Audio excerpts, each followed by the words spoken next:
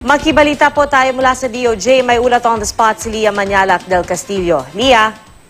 Yes, Tia, 34 nga na individual ang sinampahan ngayon ng mga reklamong malversation, direct bribery at graft and corrupt practices ng DOJ at NBI kaugnay pa rin ng pork barrel scam. Sila ay sina dating Ilocos Sur Representative Salaknib Paterina, dating Muntinlupa Representative Rupi Biazon, dating Davao del Sur Representative Douglas Cagas, dating Davao del Sur Representative Mark Douglas Cagas, dating Davao del Norte Representative Arel Olaño, dating South Cotabato Representative Arthur Pingol Jr. at dating dating Oriental Mindoro Representative Rodolfo Valencia. Ayon sa investigasyon na ginawa ng DOJ, umabot daw sa 1.9 million pesos ang di umano'y kickback ni dating Congressman Biazon. 7.5 million pesos naman daw ang natanggap ni dating Representative Paterina. 9.3 million pesos naman daw ang kickback ni dating Congressman Douglas Cagas, habang 5.5 million pesos naman daw ang kay dating Congressman Mark Douglas Cagas naman. 3.17 million naman daw ang kay dating Davao del Norte Representative Arel Olaño, 7.55 million kay dating Congressman Arthur Pingol Jr. at 2.4 million pesos naman kay dating Congressman Rodolfo Valencia.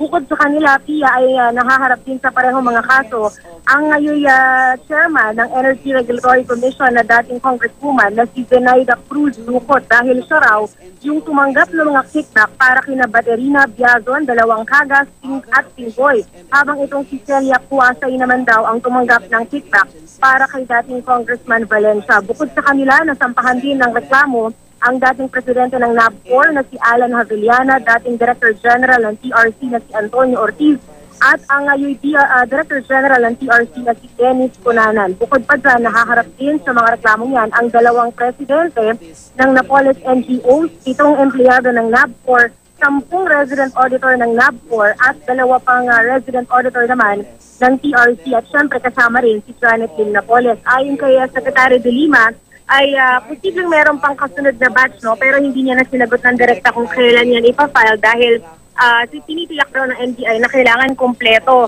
yung mga dokumento. Actually, Tia, 11 raw dapat yung mga mambabatas na masasampahan ng reklamo dito sa second batch, pero 4 sa kanila ay napag-alam mga sumakabilang buhay na, so hindi na rin sila isinama at hindi na rin binanggit yung kanilang mga pangalan. Tia? Lia, dahil di ba dati, nung umpisa pa lang, actually first batch pa lang, sinabi na ni Secretary de Lima na magkakaroon ng second batch. Tapos meron siya mga standards na binabanggit na kailangan PDAF funds yung involved at kailangan may kaugnayan or isa itong Napoles NGO para makasuhan dito sa Ombudsman. Pero meron pa ba silang inihahanda bukod dito na isa pang listahan or isa pang batch ng mga posibleng kasuhan?